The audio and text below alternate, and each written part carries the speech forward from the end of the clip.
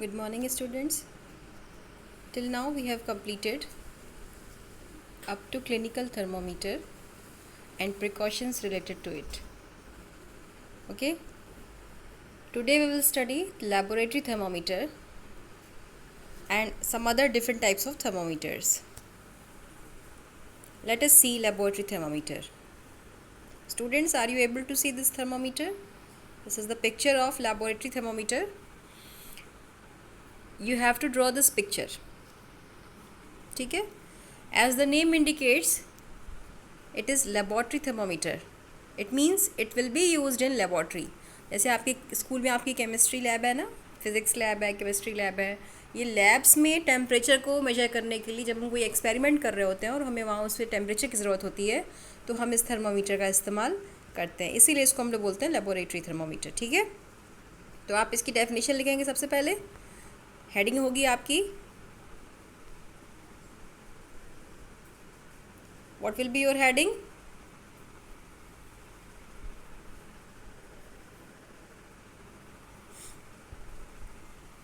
Your heading will be laboratory thermometer. ठीक है, अब आप लेबोरेटरी थर्मोमीटर की डेफिनेशन क्या लिखेंगे? What will you right?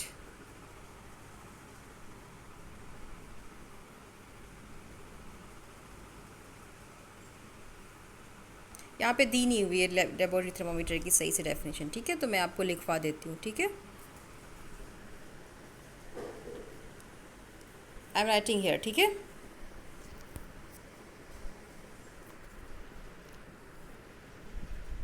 the thermometer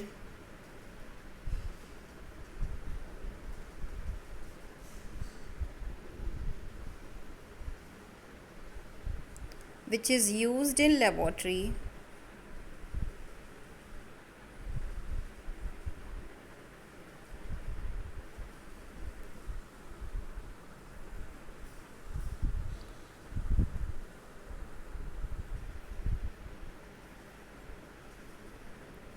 which is used in laboratory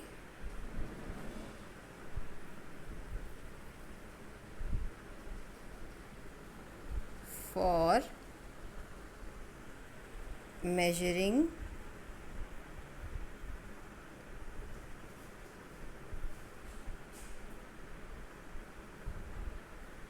ये जी है बच्चों. ठीक है, for measuring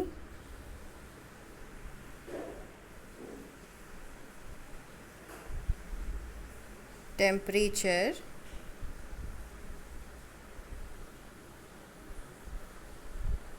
is called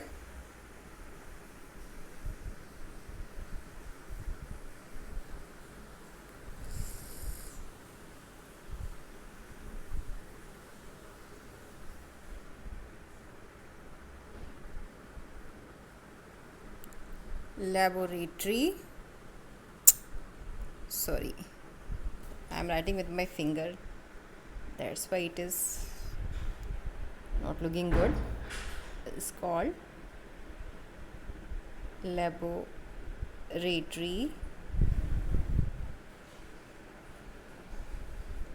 thermometer.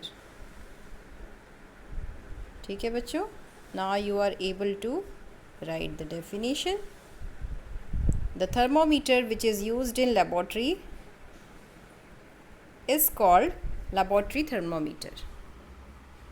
ठीक है, the thermometer which is used in laboratory for measuring temperature is called laboratory thermometer. ये जी है बच्चों यहाँ पे, this one is G. ठीक है, okay. Let us move forward. आपने लेबोरेटरी थर्मोमीटर की डेफिनेशन लिख ली और आपने लेबोरेटरी थर्मोमीटर को ड्रॉ भी कर लिया. अब हम लोग आगे बढ़ते हैं. ये थर्मोमीटर का डायग्राम आपको दिख रहा होगा, ये आपको डायग्राम ड्रॉ करना है. ठीक है बच्चों, आप सोच रहे होगे कि मीटर की स्पेलिंग तो हमने पढ़ रखी है. This question should arise in your mind. ये क्वेश्चन आपके दिमाग में आना चाहिए. क्या है वो क्वेश्चन?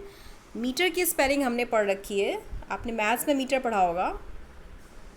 मीटर की स्पेलिंग क्या होती है? METRE, है ना. मीटर की यही स्पेलिंग होती है ना. पर यहाँ आप देख रहे हो मीटर की स्पेलिंग क्या दिख रही है, METER दिख रहा है ना। तो ये क्यों है डिफरेंस स्पेलिंग में? ये वो मीटर है जो यूनिट है लेंथ की।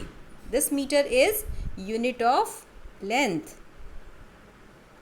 आपने पढ़ा है ना, आपने 6 में साइंस में भी पढ़ा है, unit of length is metre, है ना। लेकिन ये मीटर जो होता है, ये मीटर जब हम लोग स्पेलिंग लिखते हैं METER, तो इसका मतलब होता है किसी ना किसी इंस्ट्रूमेंट के बारे में बात हो रही है। जब हम किसी ऐसे मेजरिंग इंस्ट्रूमेंट की बात करते हैं जिससे हम कुछ मेजर करते हैं, जिससे हम कुछ नापते हैं, तो वहाँ पे स्पेलिंग मीटर की होती है METER। जैसे कि थर्मोमीटर एक इंस्ट्रूमेंट है टेम्परेचर मेजर करने के लिए, तो यहाँ पे स्पेलिंग क्या होगी, METER, ठीक है, नॉट METRE, ठीक है। अगर हम दूध की प्योरिटी मेजर करने के लिए एक इंस्ट्रूमेंट का इस्तेमाल करते हैं, दैट इज़ लैक्टोमीटर, वहाँ भी METER होगा, ठीक है। वोल्ट मीटर METER, ठीक है। अमीटर METER, ठीक है। तो आप मुझे कुछ ऐसे और इंस्ट्रूमेंट के नाम सोचेंगे और मुझे बताएंगे कि आपने और किस इंस्ट्रूमेंट का नाम देखा जिसमें मीटर यूज़ होता है और स्पेलिंग होती है METER, ठीक है। Okay, let us move forward. Now we will see the range of laboratory thermometer. हमने क्लिनिकल थर्मोमीटर का रेंज देखा है, लेकिन लेबोरेटरी थर्मोमीटर की रेंज ज़्यादा होती है क्योंकि इससे हम ज़्यादा चीज़ों के टेम्परेचर मेजर करते हैं और टेम्परेचर काफ़ी दूर तक वेरी कर सकता है। तो ऐसे चीज़ों के टेम्परेचर को मेजर करने के लिए हम लेबोरेटरी थर्मोमीटर का यूज़ करते हैं और इसकी रेंज होती है -10 degree centigrade to 110 degree centigrade, ठीक है। तो आप ये बात लिखेंगे, The range of a laboratory thermometer is generally from -10 degree to 110 degree centigrade, ठीक है ना। आप अगर आप ये डायग्राम भी देखेंगे, you will able to see sorry, the upper limit of this thermometer is, you can see here, upper limit is 110। मतलब आप इस थर्मोमीटर से मैक्सिमम कितना टेम्परेचर मेजर कर सकते हो, 110 डिग्री सेल्सियस, ठीक है। और मिनिमम आप कितना मेजर कर सकते हो इस थर्मोमीटर से, आप देख लोगे कि 0 के नीचे भी एक 1 है और हर जो दो बड़ी लाइनें हैं उनके बीच में 10 डिविजन्स हैं। ये 10 डिविजन्स 10 डिग्री सेंटीग्रेड टेम्परेचर को आपको शो कर रहा है, ठीक है। तो आप देख रहे हो कि 0 के नीचे भी एक 1 लिखा हुआ है, ठीक है। 1 का मतलब ये 0 से नीचे का मतलब माइनस, तो यानी जो ये मिनिमम रेंज है इस थर्मोमीटर की, दैट इज़ ये आप देख रहे हो कि दैट इज़ -10 डिग्री सेल्सियस। तो रेंज कहाँ से कहाँ तक हो गई, -10 degree Celsius to 110 degree Celsius, ठीक है। तो आप ये पॉइंट यहाँ पे नोट करोगे पैरा को चेंज करके, ठीक है। Let us move forward.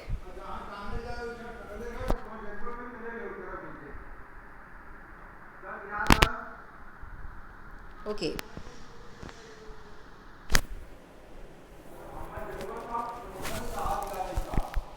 Let us move forward.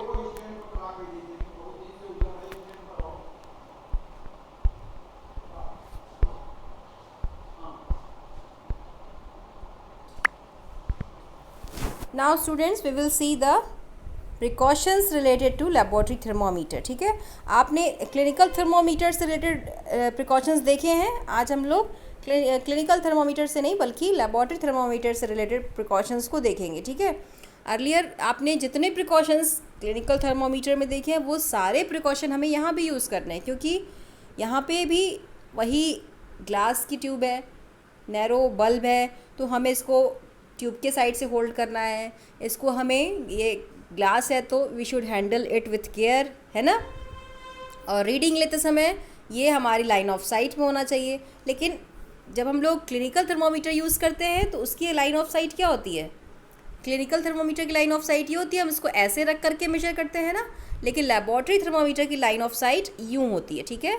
आपको इसको ऐसे रख के मेजर करना है, यहाँ जो मरकरी चढ़ेगा आपको अपने आँख के सामने बिल्कुल रख करके इसको मेजर करना है, ठीक है। This is the right way of taking the temperature, ठीक है। लेकिन इसके अलावा भी कुछ क्लिनिकल थर्मोमीटर से रिलेटेड लेबोरेटरी थर्मोमीटर से रिलेटेड प्रिकॉशंस हैं, वो क्या हैं ये हम देखेंगे, ठीक है। Let us see, these two precautions are related to laboratory thermometer. What are these precautions?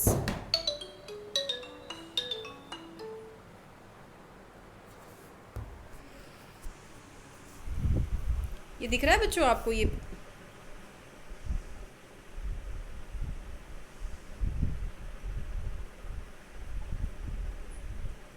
दो प्रिकॉशंस ये हमें उसमें ऐड करने हैं, ठीक है? क्या है ये प्रिकॉशंस?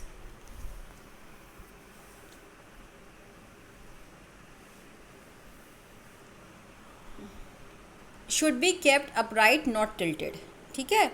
तो आप precautions related to laboratory thermometer heading डाल करके आप पहले हेडिंग क्या डालोगे? आप ये हेडिंग डालोगे, in addition to the precaution to be taken while reading a clinical thermometer the laboratory thermometer, इतनी हेडिंग डाल लोगे और उसके बाद नंबर 1 पॉइंट ऐड करोगे, should be kept upright and not tilted, मतलब इसको टेढ़ा नहीं रखना है, इसको हमें सीधा रखना है, ठीक है? और आगे आप शुड के आगे इट ऐड कर लेना, नहीं भी ऐड करोगे तो भी चलेगा, पर आप यहाँ पे इट ऐड कर लोगे, ठीक है? शुड के आगे, ओके? सेकेंड पॉइंट में भी आप दोनों ही पॉइंट में आप शुड के आगे क्या ऐड कर लोगे? दोनों ही पॉइंट में हम शुड के आगे और बल्ब के आगे क्या ऐड कर लेंगे? इट, ठीक है? इन दोनों पॉइंट के आगे bulb should be surrounded from all side by the substance of which the temperature is to be measured, the bulb should not touch the surface of the container, मतलब जब भी हम लेबोरेटरी थर्मोमीटर को beaker में या किसी भी instrument के अंदर जब डालेंगे तो हमें उस थर्मोमीटर को इस तरीके से डालना है कि उसका जो बल्ब है थर्मोमीटर का वो चारों तरफ से सराउंडेड हो उस लिक्विड से जिसका टेम्परेचर उसे मेजर करना है, ठीक है? लेकिन ये जो बल्ब का एंड है ऐसा ना हो कि ये बीकर की वॉल को टच करे, ठीक है? The bulb should not touch the wall of beaker. I should draw clear picture, beautiful picture, है ना बच्चों? मैं उंगली से बना रही हूँ इसलिए उतनी सुंदर पिक्चर नहीं बन रही है, आप और अच्छी सुंदर पिक्चर बना के मुझे दिखाएंगे। You will use a scale here, ठीक है? ये बल्ब है ये थर्मोमीटर का, ये क्या है? ग्लास एंड है। आप यही वाला डायग्राम ड्रॉ करोगे, ठीक है? यही डायग्राम मैं ड्रॉ कर रही हूँ। तो लिक्विड के चारों तरफ, लिक्विड को चारों तरफ से बल्ब को सराउंड करना है और बल्ब का जो एंड है वो वॉल को टच ना करने पाए, ये दो प्रिकॉशंस हमें लेने हैं, ठीक है? तो आप ये दोनों प्रिकॉशंस लैबोरेटरी थर्मोमीटर से रिलेटेड अभी लिखेंगे, ठीक है? Let us move forward.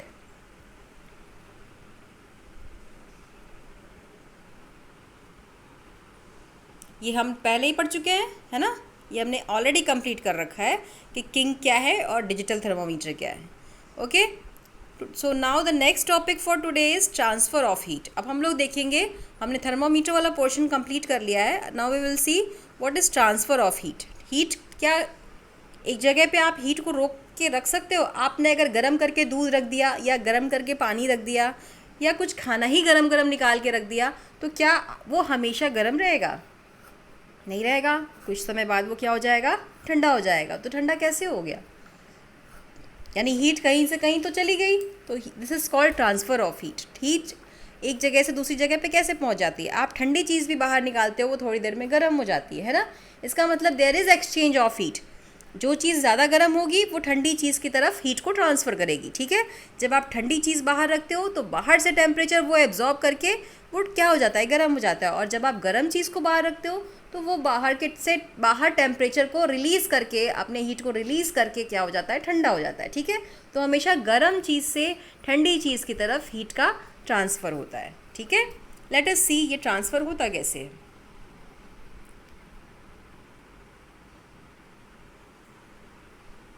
Transfer के बच्चों 3 तरीके हैं। There are 3 ways of transfer of heat. What are that? These are conduction, convection and radiation, ठीक है? इन तीनों के बारे में डिटेल में तो हम कल पढ़ेंगे, पर अभी आज हम लोग क्या पढ़ेंगे? सिर्फ कंडक्टर्स के बारे में पढ़ेंगे, ठीक है?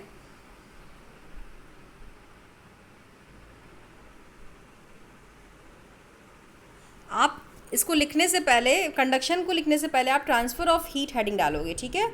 You will give the heading transfer of heat और इसमें आप एक लाइन लिखोगे, ठीक है? एक लाइन जो मैं यहाँ लिख रही हूँ, ये लाइन आपको लिखनी है। Heat is transferred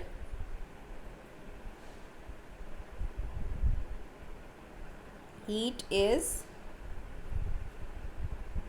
transferred from hot object बोलिए, हॉट सब्सटेंस बोलिए या हॉट एरिया बोलिए, ठीक है? तो मैं यहाँ हॉट एरिया ही लिख रही हूँ क्योंकि एरिया में सब चीज़ें आ जाएंगी, ठीक है। Heat is transferred from hot area to, या हॉट को आप हॉटर भी लिख सकते हो, कोल्ड एरिया, ठीक है। हीट जो है वो गर्म जगह से, या हॉट प्लेस भी लिख सकते हो, आपको जो मन करे आप वो लिख सकते हो। Heat is transferred from hot area to cold area, ठीक है। ये आप लिखोगे ट्रांसफ़र ऑफ हीट हेडिंग के अंदर, ठीक है बच्चों। उसके बाद हम लिखेंगे, इसके बाद इसको लिखने के बाद हम एक लाइन और लिखेंगे। क्या होगी वो लाइन, लेट्स सी। वो मैं आगे लिख के दिखाती हूँ आपको, यहाँ पे लिखती हूँ मैं, ठीक है। एक लाइन आप और लिखेंगे। What is that, there are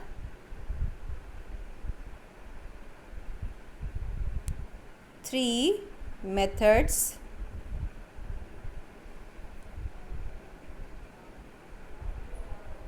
of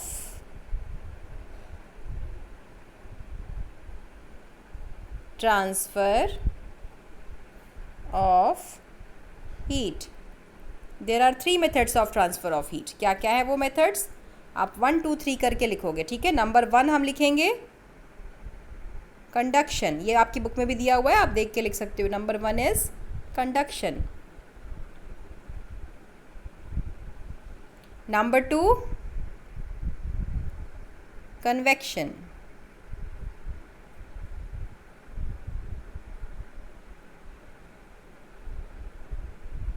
and number 3 is what,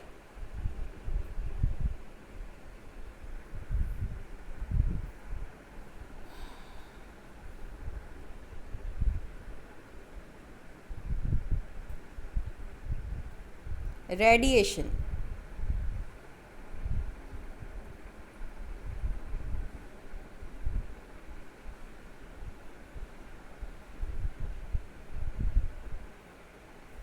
ठीक है, आप ये लाइन भी लिखेंगे। There are 3 methods of transfer of heat. Number 1 is conduction, number 2 convection and number 3 is radiation. इतनी बात आज आप लिखेंगे। इसके आगे मैं ये तीनों मेथड आपको कल डिस्कस करूँगी, ठीक है। तो कल हम लोग स्टार्ट करेंगे कंडक्शन से, या मुझे लगता है मुझे आज कंडक्शन आपको डिस्कस कर लेना चाहिए। Convection, radiation we will see in the next class. So let us see conduction, ठीक है बच्चों। अब कंडक्शन क्या है देखते हैं। पहले मुझे ये सारा आप क्लियर कर लेने दो।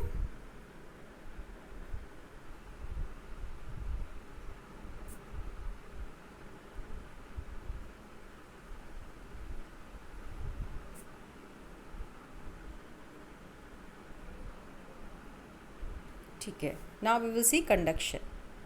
What is conduction? कंडक्शन आपको दिख रहा होगा। कंडक्शन जो हमने ट्रांसफ़र ऑफ हीट के बारे में लिखा वही चीज़ हम कंडक्शन में भी लिखेंगे, ठीक है। तो कंडक्शन क्या होता है, जैसे आपने कभी घर में खाना बनाते समय लोहे की कढ़ाई देखी होगी, या आप कभी बर्तन में पानी गर्म करते हो, तो एक्चुअली क्या होता है कि फ्लेम तो हम नीचे लगाते हैं, लेकिन लोहे की कढ़ाई के हैंडल्स क्यों गर्म हो जाते हैं। या जब आप पैन में चाय बना रहे होते तो चाय में पैन का जो हैंडल होता है वो क्यों गर्म हो जाता है ना। या जो हम लोग जिससे पोर करते हैं किसी सब्सटेंस को निकाल करके, क्या बोलते हैं आप लोग उसको, स्पून, बड़े स्पून को अगर हम किसी खाने की चीज़ में डालते हैं तो थोड़ी देर बाद उस स्पून का हैंडल भी गर्म हो जाता है। हैंडल कैसे गर्म हो जाता है? This is the process of conduction. ये सॉलिड्स में होता है बेटा। ये प्रोसेस किस में होता है? मेनली सॉलिड्स में होता है। सॉलिड में ही वन एंड, हॉटर एंड से कोल्डर एंड की तरफ जब हीट ट्रांसफ़र होती है तो इस प्रोसेस को हम लोग बोलते हैं कंडक्शन, ठीक है। ये अभी दिया हुआ है, आपको दिख रहा होगा ये कंडक्शन की definition. You are able to see, आपको दिख रही है कंडक्शन की डेफिनेशन, ठीक है। दिस इज़ कंडक्शन, दिख रहा है। या आप हेडिंग डालोगे कंडक्शन, नंबर 1 पॉइंट डाल करके और यहाँ से यहाँ तक लिख लोगे। The process by which heat is transferred from the hotter end to the colder end of an object is known as conduction, ठीक है। इसके बाद हम क्या देखेंगे? कंडक्शन किस में होता है? मेनली सॉलिड्स में। ठीक है, ये यहीं लिखा हुआ है, इसी के आगे से आप कंटिन्यू करोगे। We will continue from here. In solids generally the, we will come to the next page, इसके बाद हम नेक्स्ट पेज पे आ जाएंगे। वो नेक्स्ट पेज कहाँ है?